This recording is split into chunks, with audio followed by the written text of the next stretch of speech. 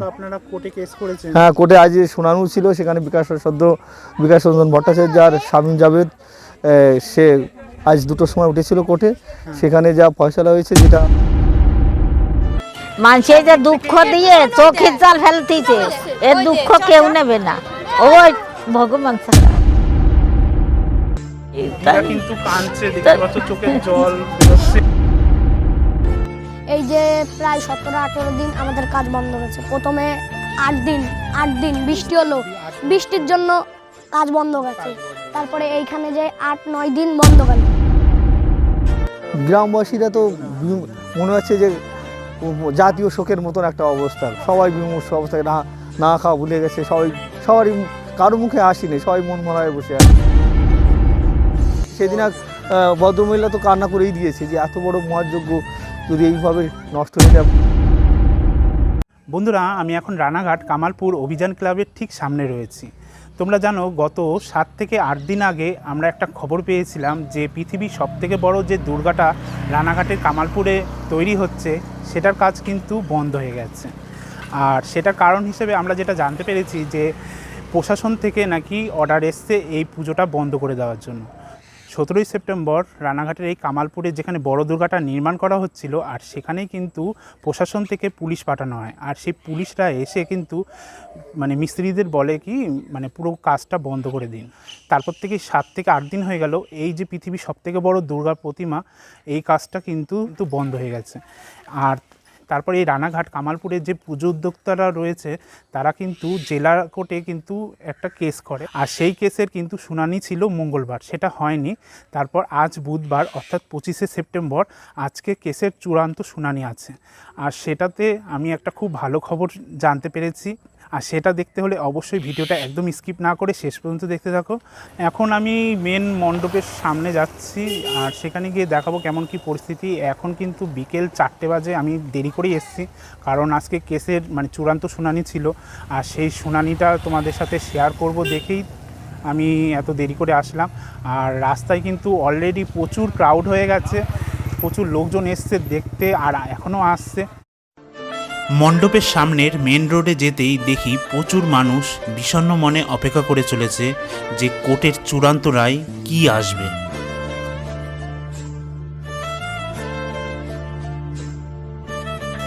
এখন মণ্ডপের সামনে গিয়ে প্রথমে মণ্ডপের যে প্রধান শিল্পী অপূর্বদা আছেন, তার কাছ থেকে কোর্টের চূড়ান্ত রায় আজকে কি আসলো তা একবার জেনে নেব। দাদা নমস্কার, বলছি কেমন আছেন? এই মুহূর্তে এই প্রশ্ন করে আমাকে বিব্রত করা ছাড়া আর কিছু নেই। কি করে বলি যে ভালো আছি? একটা ঘটনা শুনেছিলাম যে 7-8 দিন আগে এই যে আপনাদের এই দুর্গা প্রতিমার কাজটা নাকি বন্ধ করে দেওয়া হয়েছিল, তা আবার প্রশাসন থেকে। কি হয়েছিল ঘটনাটা আমি ঠিক করে জানি না, আপনি যদি নিজের মুখ থেকে একটু বলেন তাহলে। হ্যাঁ, আপনি তো আগের ভিডিওতেও বলেছিলেন, বা আমরা বলেছি যে মহালয়ার দিন আমরা কাজটা তুলে দেবো সাধারণ দর্শকদের জন্য। সেই হিসাবেই কাজ চলছিল দুরন্ত গতিতে। যেদিন বিশ্বকর্মা পুজোর পরের দিন 18 তারিখ প্রায় 40 জন শিল্পী দুরন্ত গতিতেই কাজ করছিল। পুলিশ এসছে 10:30 নাগাদ, এসে আমাদের তখন এই ওষুধের মোল্ডিংটা চলছিল আর গণেশের মুখের কাজটা চলছিল। পুলিশ এসে বললো যে কাজ করা যাবে না। এবার ওদের কাছে যখন আমরা জানতে চাইলাম যে কেন কাজ করা যাবে না, ওরা কোনো নির্দিষ্ট আইনি নোটিশ দেখাতে পারেনি বা নির্দিষ্ট কোনো কাগজপত্র দেখাতে পারেনি। শুধু বারবার জিজ্ঞাসা করার শর্তে বলছে যে উপরের চাপ আছে। উপরে কে বা কারা বসে আছে, সে অদৃশ্য চাপ বা সদৃশ্য চাপ তারাই জানে, কিন্তু তারা আমাদের নির্দিষ্ট করে বলেনি যে উপরের এই ভদ্রলোক আমাদের চাপ দিচ্ছে। তারপর থেকে টোটালি পুলিশ ক্যাম্প করে এখানে বসেছিল। আজ 2 দিন এখানে আসছে না, রাস্তা দিয়ে ঘোরাফেরা করছে, প্রতি মুহূর্তে টহল দিচ্ছে। 24 ঘন্টাই পাহারা দিচ্ছে? হ্যাঁ, 24 ঘন্টায়। আগে তো 5-6 দিন 24 ঘন্টায় এখানে বসে থাকতো।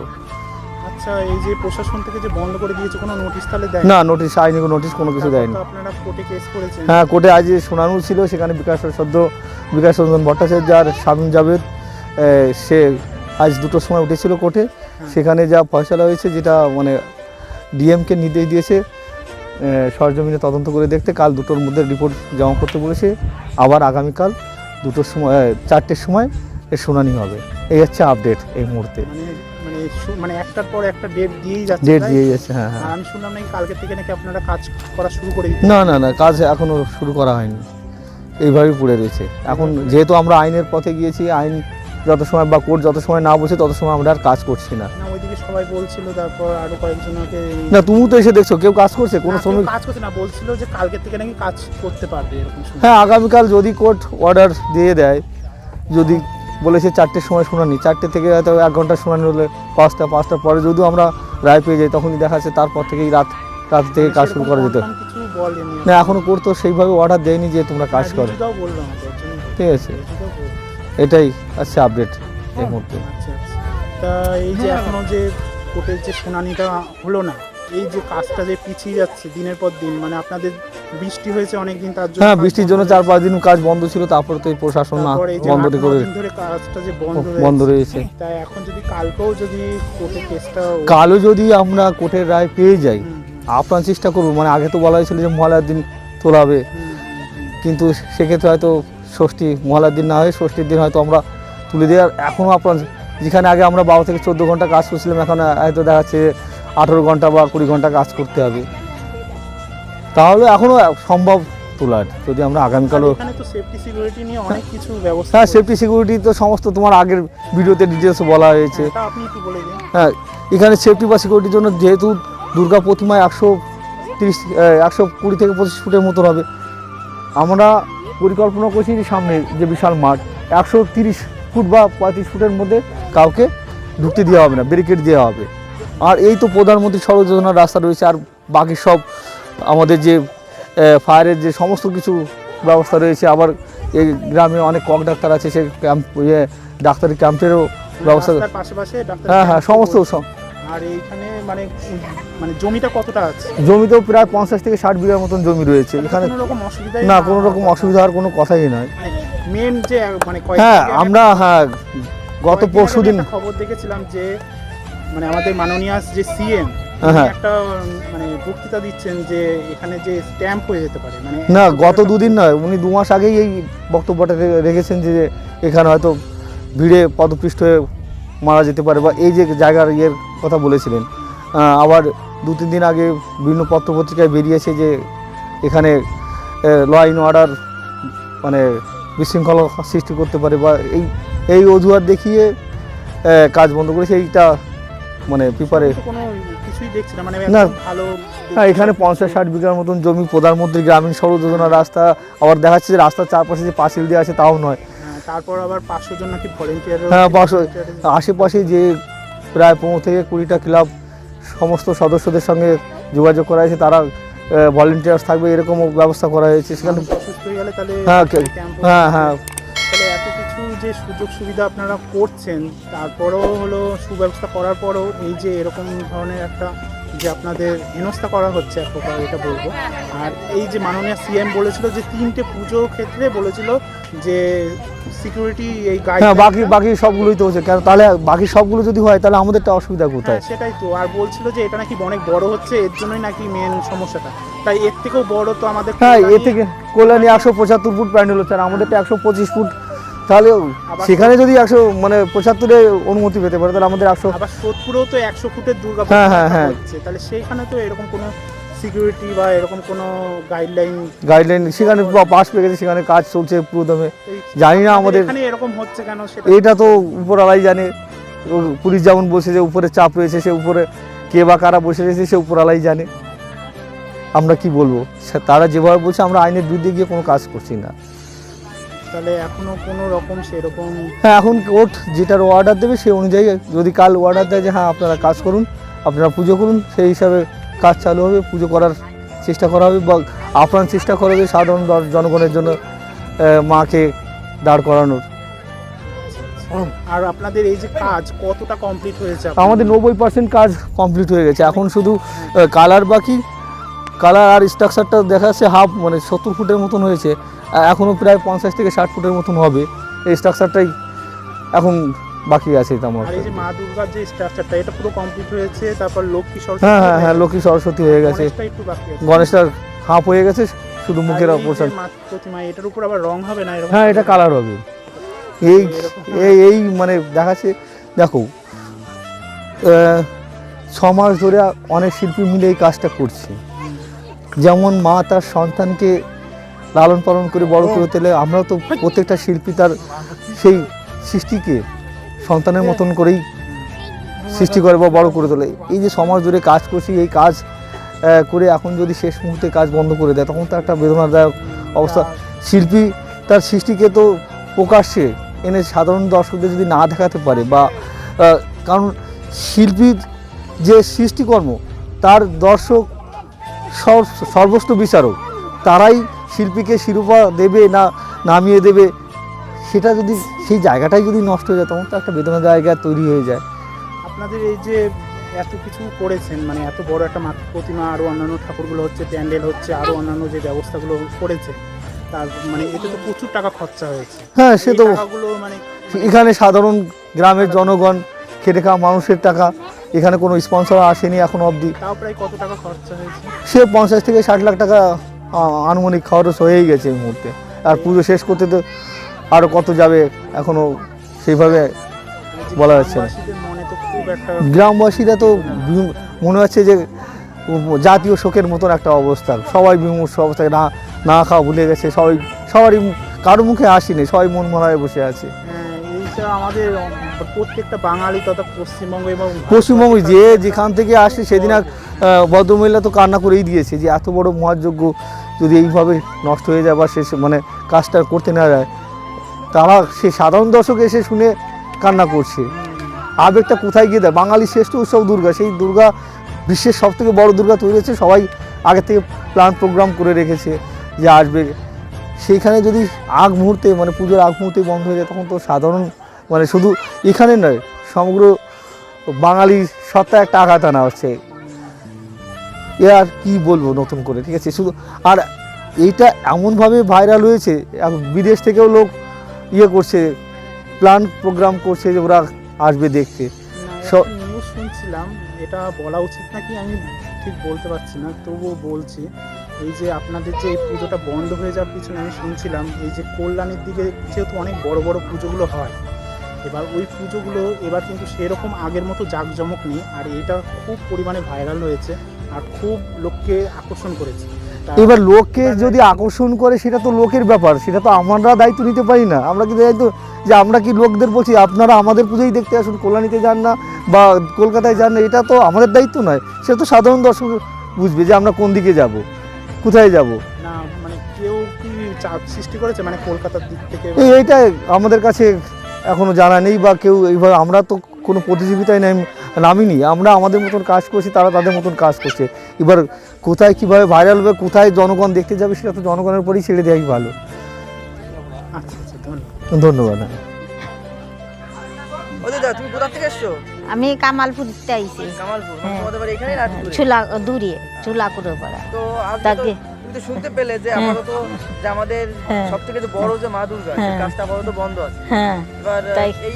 এটা তোমার মনের অবস্থাটা কি? আমার মনের অবস্থা তো ভালো না। এই কান্দ আছে না, এই দেখো তো কিরম ঠেকতেছে দুর্গা মা, যার নাম আমরা সবাই আসবো, বুড়ো দুড়ো মানুষ দেখবো, গড়বো, তাকে একটু প্রসাদ দেবো, আপনাকে একটু দেবো, সে আমাকে দুঃখ দেয় না? বলো কি দুঃখ লাগে বলো? তাই আমরা তো কান্দে যাচ্ছি, বলো কান্নাকাটি করছে, চোখ দিয়ে জল বেরোচ্ছে, আমাদেরও মন খুবই খারাপ, কি যে বলবো। আর কি দুঃখ লাগে এইভাবে পড়ে রয়েছে, সামান্য একটা মানে ত্রুটি বিচ্যুতি দেখিয়েছে প্রশাসন, কত দূরের লোক, মানে হয় না সেসব কারণ দেখিয়ে কত দূরের লোক আসতেছে। আমাদের বাড়িতে লোক আসবে বাইরে, কয়েকদিন পর গিনিস ওয়ার্ল্ড রেকর্ডে নাম নথিভুক্তও করতো, সেটা কিন্তু এখন আমরা দেখছি একদম ধরাশয় অবস্থা। এই দুঃখ আর মানছি থোয়ার জায়গা নাই, আপনারা ছাড়া উদ্ধার কেউ করবে না, বুঝছো?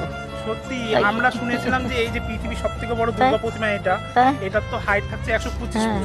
আর মমতা ব্যানার্জি আমাদের মাননীয় সিএম তিনি বলেছিল যে 3টে প্যান্ডেলে মানে সিকিউরিটি গাইডলাইন গুলো ভালো করে মানতে। এই যে মনে যেই আরো 2টো প্যান্ডেল সেই মানে সেগুলো কিন্তু এর থেকেও বড়, সেগুলোতে কিন্তু এরকম কোনো বাধ্যবাধকতা নেই, সেগুলো কিন্তু দিব্যি আরো বড়। এই যে কল্যাণী কতটুক জায়গার ভিতর এ করে, আর এই কম জায়গা, ওই কামালপুরিতে নোয়াপাড়াতে এখানতে তো কম দূর না, কেউর বাধি নাই, এটুকির মধ্যে কেউর বাধি নাই।